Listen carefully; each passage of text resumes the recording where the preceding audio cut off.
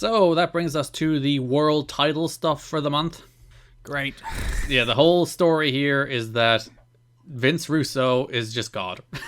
He is God man ruling over all of these minions, but he is constantly conflicted and sad and torn and making like strained faces, and he's so just wrought with the decision making. He sucks. I fucking hate him. I hate him. I hate him more than I've ever hated a Vince Russo character. I tweeted this yesterday. I think this babyface Vince Russo authority figure is the worst character in company history. He's just the worst. Ooh. Because, like, I got a couple of replies to that being like, Triton is funny. You'll get to Triton in 2005. Triton's funny. You'll get, like, Claire Lynch. Claire Lynch is also pretty funny. Like, she's funny bad. This Vince Russo character, he's just unbearable. And one thing I think those people don't get either is those things are bit parts of the show. Mm-hmm. This is 80% of the show. Everything that happens on the show has to go through Vinny Roo. Which has never, like, not been the case, but it's extra grating now. Yeah, because at least we always acknowledged when, like, the whole show was revolved around sex, that Vince Russo, while he was an overbearing character, and while the story wasn't particularly good, his delivery was always excellent. Like, he was always, like, a well-delivered, well-performed character. We always gave Vince Russo that credit. Whereas here... For sure. We just see this just mopey git that I cannot tolerate. He's making this face every time he walks out, where it looks like the weight of the world is on his shoulders because he has to decide whether AJ Styles is facing Chris Harris or Raven this week. And like, never has this decision been more difficult. He can't just say a name. And like, we had the whole show running thing on the Road to the Cage, which was probably the peak of the worst of it. But it's just his character every week that he's just this git who stands there looking sad all the time. He looks like a cartoon turtle. He does. He's just lost. A lost cartoon turtle. I don't know, Vince. This hasn't been good. He's just kind of annoying more than anything. Every time he appears on screen, he's just annoying. And like, he's trying to be a babyface, but the crowd doesn't like him either. And nobody on the show likes him. And the whole idea is that nobody trusts him, and everyone thinks he's actually a scheming jerk. But he's like, no, I'm a good guy. He's not compelling at all, in any way. No. You just want his segments to be over once they begin. Ideally not there in the first place. Well. But other than Russo, the whole story this month is that AJ Styles is defending the NWA title basically every week. He defended against Ron Killings last show of April. He won the belt the show before that against Jarrett. So he's in a title match every single week. This week, the first show of the month, NWA-TNA pay-per-view number 93.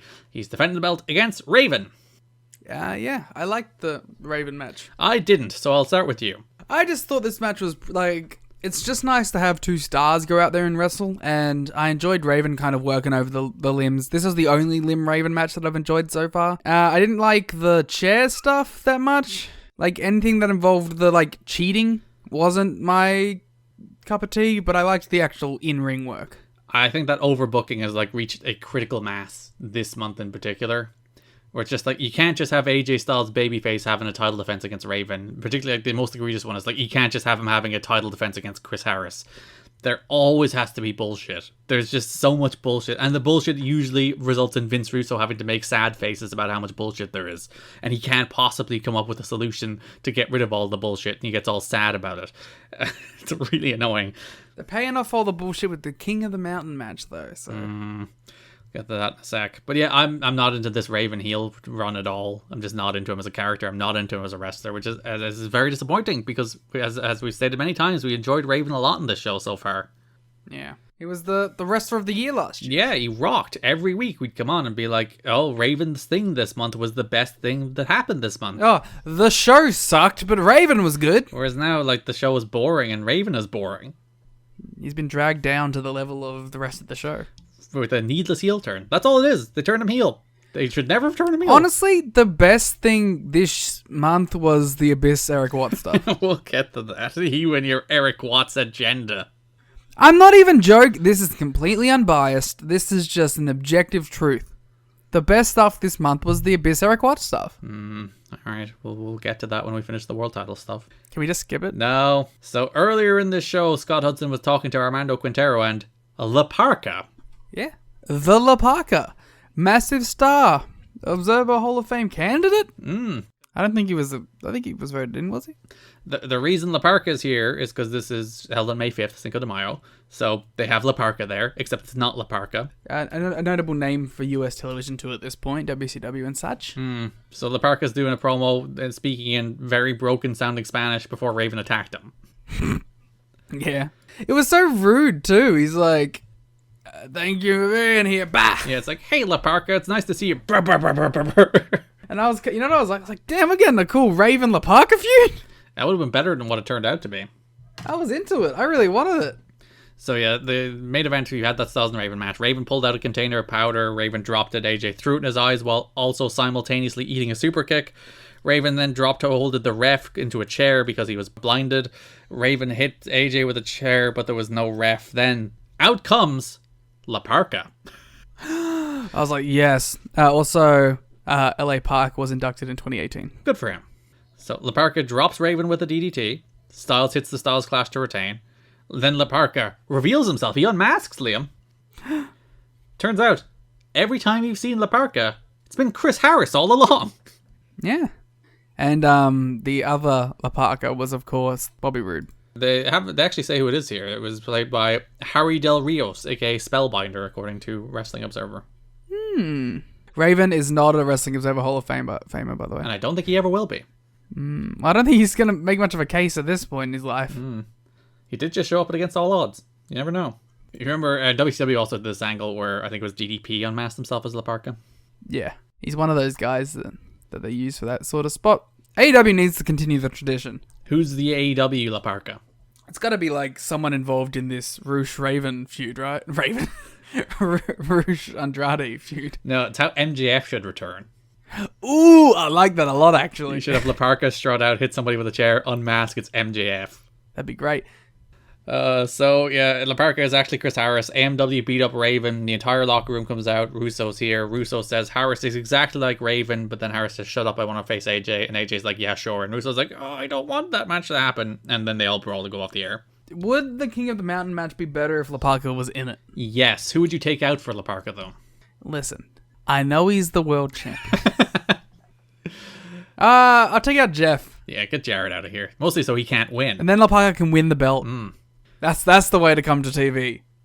So that brings us to our next show, NWA-TNA Baby number 94, May 12th, 2004, in which the main event, Chris Harris finally gets the title shot he earned months ago against AJ Styles. And he finally proves everyone right by winning the... Oh no, Liam, it says here he lost? That seems very silly.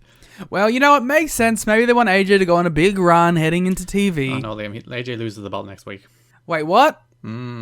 That's okay. Maybe, he'll win it back on the first Impact or something. Oh yeah, that's what's going to happen in June. That's, yes. Oh no. Your inflection on your voice makes me feel like he's not going to beat Ron Killings for the title on the first Impact show. So it's funny, there's a pre-match promo before this where Styles is like, you're a good tag team wrestler, but can you cut it as a heavyweight wrestler? It's like, AJ, they just did that with you. Yeah, that's the point. He's a babyface. He shouldn't be a hypocrite. He's a dickhead. He's not. He's a babyface. Also, I don't know who said that promo right there. That doesn't sound anything like AJ Styles. You're a tag team. Whoa. They had a match. I thought the match was frequently pretty good when there was no bullshit. Yeah. So it's two good wrestlers who are dynamic and can do some crazy shit. Yeah, so Vince Russo came up with the wonderful idea. So there's been outside interference in all of these matches. I'm leaning back because it's great.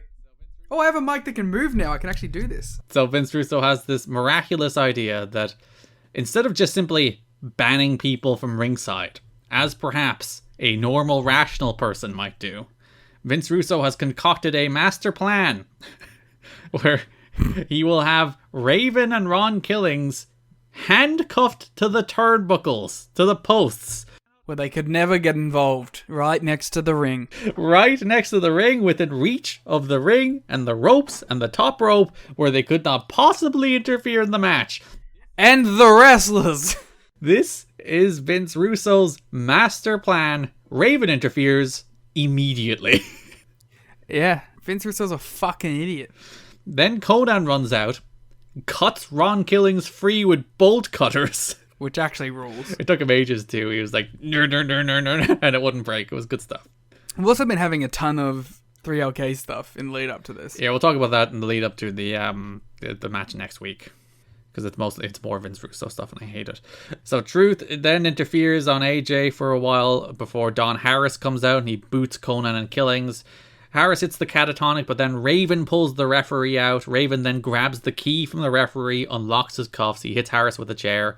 He was about to do the chair arm thing he did to Harris, where he stomps on his arm while his arm is lying on the chair. He did that a few weeks ago. But then Sabu comes out. If you remember, Raven has a contentious relationship with Sabu now because Raven basically abandoned his tag team partner.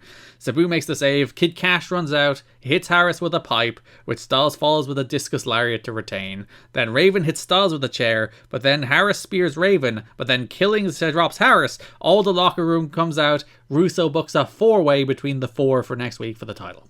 I mean, it was chaotic, but I liked where it ended up. Yeah, like there was like a 5-minute stretch here where AJ and Harris just had a match and it was really good and there was some great near falls and the crowd like honestly bid on like an elbow drop. For some reason the crowd really likes that Chris Harris elbow drop. They always think it's a finish. It's a good elbow. You can just thank Macho Man for that, I guess. But yeah, I thought the match was good when it was good and the rest was the rest. Yeah, that's fair. You can say that about literally every match on this month, but... Alright, NWA-TNA pay-per-view number 95, May 19th. Vince Russo has a new plan. He has banned a specific list of people from ringside. Couldn't possibly just ban everyone. He has banned James Storm, Kid Cash, Dallas, 3 Live Crew, and Sabu from ringside in our deadly draw 4-way main event in which Ron Killings, Chris Harris, AJ Styles, and Raven face for the NWA title. So those specific people cannot interfere. Perhaps somebody else can. That's insane. This is Vinny Roo. He's incompetent. No, I mean, like, that would never happen. Nobody would ever interfere with an NWA World Title match. It's just the stakes are too high. It was too like credible. Yeah, everyone has too much respect for the title. You would never undermine the credibility of the championship. Especially heading to television. So as you mentioned, we had this Ron Killing story running through the month. This 3LK feud with Vince Russo, where they basically feel like Vince Russo is slighting Ron in favor of his boy AJ. And the weird thing about all this is like, the way it's presented is that they're all being heels, but the crowd still loves Ron Killings and wants him to be champion, and so none of it comes off well. Well, you see, I think they're meant to be baby faces. It's just they're not particularly likable. I don't think they are meant to be baby faces. They're being like objective dickheads. They're definitely meant to be. Like, they're booked against heels. They're meant to be baby faces. It's just they don't understand what makes people likable. So here we are. But like, they're fighting Vince Russo, who is also a babyface. But is he? That's the whole thing. Is he? I hate it all. It hurts my brain. Why can't this just be Jurassic World domination? It doesn't make your brain hurt. It's too nuanced. It's too artful. So yeah, there's a segment at the start of the month of 3LK demands a title shot. Russo's like, no, you don't get one. Then Monty comes out, demands a title shot. He's like, no, nobody gets a title shot. Then they brawl. So Monty is feuding with 3LK as well, with the idea that 3LK think Monty is Russo's guy trying to take them out, I think. Monty's like barely around. Yeah, so then Russo kicks 3LK out of the building. But then we find that Vince Russo's office has been trashed later that night, Liam. Did we ever find out who did that? Not yet. I'm not sure we but we haven't found out yet. Do we know who actually does it? Do you know? I don't remember, no. What if it was Jerry Jarrett? Yeah, he's like, that's what caused his heart attack. He's like, he got too wound up. On the way out, he was just kicking shit over. He's like, fuck you. If I'm going out, so is your office. So the next show of the month, Monty Brown faced BG James. What a funny match. It wasn't a terrible match. No, it wasn't bad. It's just like you see Monty Brown versus BG James on your screen and you're like, what am I watching? So they brawl all the way out into the crowd. Like every Monty Brown match at the moment. Yes, like every TNA match, you need to walk and brawl in the crowd. And they set up a table underneath the balcony and Monty Brown teases throwing BG off it. And I'm like, never in a million years is BG James taking a balcony bump through a table. No. And he doesn't. There is no tease in wrestling history that I have believed less than this tease of throwing BG James off a balcony. Listen, I have to watch Don Fuji threatening to throw someone off the Cork and Hole balcony like twice a month. And I still believe that more than I believe BG James taking this bump. BG is never taking any bump. He doesn't like to do wrestling, so like, why would I believe this? Yeah, and in fact, not only does he not take the bump, he in fact ends up powerbombing Monty through that table. So BJ always wins. Monty crotches BG on the rail and then starts hitting his leg with a chair a few times. Then Monty hits a pounce and wins. The idea Monty has attacked his knee and perhaps taken out BG James. I'm just remembering the promo that BG cut later when he's on the ground. Yeah. And he's like, he wouldn't do that. He wouldn't go that low. Because they have later in the show, he's backstage. Hudson has 3LK and BG, and like Ron's mad, and Conan is like, Russo did it, and yeah, BG's like, no, he wouldn't do that. He's my friend. He wouldn't do that. He's like, and he moves so sharply like a robot, just like, no, he wouldn't do that. No. Also, in TNA canon, hasn't Vince Russo fired BG from sex before? Yeah, but that was just a firing, not an attempt at taking out his fucking leg. That's a gentle firing. So, I know TNA officials are said to be very high on Monty Brown, which explains his recent winning streak. Dutch Mantel is said to be the office worker most soundly behind Brown, although he's not alone in the office when it comes to the opinion that Brown is a future main eventer. Brown is well liked in most locker room circles, although a number of wrestlers think he is too green for the push he's receiving. Wrestlers. They're just jealous. They look at him and he's like, he's too cool and he has too much charisma. We have to take him down. Yeah. So all that BG bullshit, all that Conan bullshit, all that Russo bullshit brings us to the main event of the May 19th show, in which Ron Killings defeats Chris Harris, AJ Styles, and Raven in a deadly draw match to become the new NWA World Champion. It was alright. We have, once again, for reasons beyond comprehension, made an NWA World title change all about Vince Russo. I mean, are you surprised? There's like a bunch of notes this month, which I didn't include because I do not believe them. That's like, oh, Russo doesn't have that much booking power these days. It's like, fuck you, watch the television show. Yeah, like, no one else likes him. Like, in the booking office, so... It's literally a show about an unlikable character who puts himself all over television. He clearly has some power. But also, like, it's not like he has people on his side anymore. He stabbed Jarrett in the back a million times. Jerry doesn't like him. Dutch Mantel isn't his guy. He's just a man on an island, trying to become a minister. So, I don't know. It seems like there's one person with booking power who would be putting him out there every second of the fucking show. Making his big mopey face. I hate him. So the structure of this match is a new TNA stipulation. They called it the Deadly Draw. So 2 men start. It's basically a little gauntlet gimmick. Call it the Deadly Dander. Deadly Dander should have won the Deadly Draw. Ooh. So 2 men start. They do a 5-minute interval. Then Raven came out. It was Harrison Styles that started. Then 5-minute interval. Then Killings came out. And then whoever scored the fall won. So it was a little staggered entry 4-way, basically. I would have preferred pin eliminations, but I guess then we have to pin 3 of our biggest stars. As opposed to just pinning AJ. You know, normally the rules of a 4-way are done in a way in which you don't have to pin the champion. No. AJ, because they already pinned Harris and Raven this month. They couldn't possibly pin them again. But they're all in fuck finishes that don't matter. It's all fuck finishes that don't matter. Speaking of... So if you remember, Russo had his list of people that were banned from ringside, but not included on that list was Jeff Jarrett. Which seems like a huge oversight. He really didn't think that one through, because Jeff had been laying low. He'd been gone this month. This is, Russo thought he'd just finally drove him out. You should always assume that Jeff Jarrett's around, though. Hovering somewhere with a guitar ready to hit somebody. That is his modus operandi. You should recut the opening of the Batman. You know, it's like, in the shadows I'm waiting, and they were scared of the shadows. Except it's Jeff Jarrett in the shadows wearing his like cowboy hat, black getup thing with his guitar ready to hit anybody. Something in the way. And it's just, Jeff Jarrett is the Batman.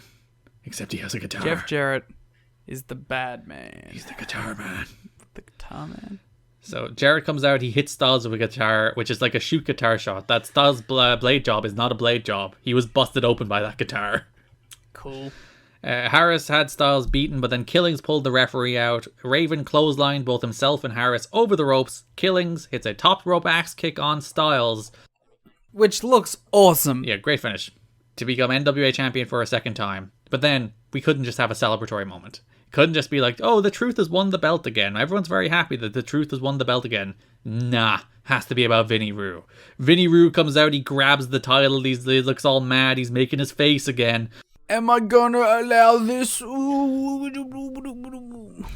story can't be that Ron Killings earned the NWA title. It has to be Vince Russo allows him to be NWA champion. I don't care for this Vince Russo guy. I mean, hot take, but I think this guy sucks. And I don't want him on my fucking television. And more importantly, actually, I'd argue, I don't want him booking the fucking television. Just keep him away from professional wrestling in general, I would say. Yeah, keep him on some dopey podcast. That nobody has to listen to.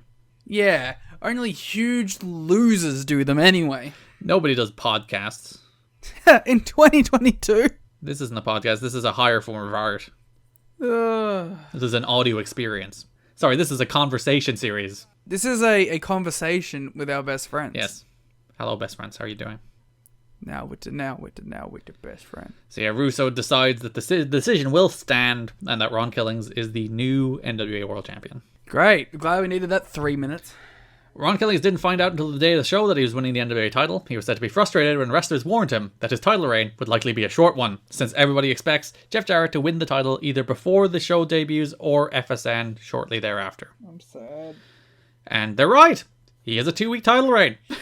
Hey, spoilers. I won't even pretend to have jeopardy that Jarrett wins the belt back in King of the Mountain. Well, you know, he is King of the Mountain, so... Yeah, and AJ Styles was upset with Jeff Jarrett because the cut he received from Jarrett's guitar, although Styles calmed down quickly. Wrestlers point out that Jarrett has a history of being reckless with guitar and chair shots. One incident that wrestlers recall was when Jarrett split D'Lo open with a chair on a TNA pay-per-view. I'm sorry that brother wants to lay it in. I am the Jeff Jarrett defender. He's just the shooter. He just wants to make it convincing. He's a good wrestler. As we know, good wrestling is when you actually hurt the person. When you bust them open. It was a pretty sick blade job as well. He was bleeding a lot. I feel like we shouldn't say blade job. Yeah, wrong word. Shoot blood. Hard way. Shoot blood, baby. That's an extra half star right there. It is the rule of professional wrestling. It is the law.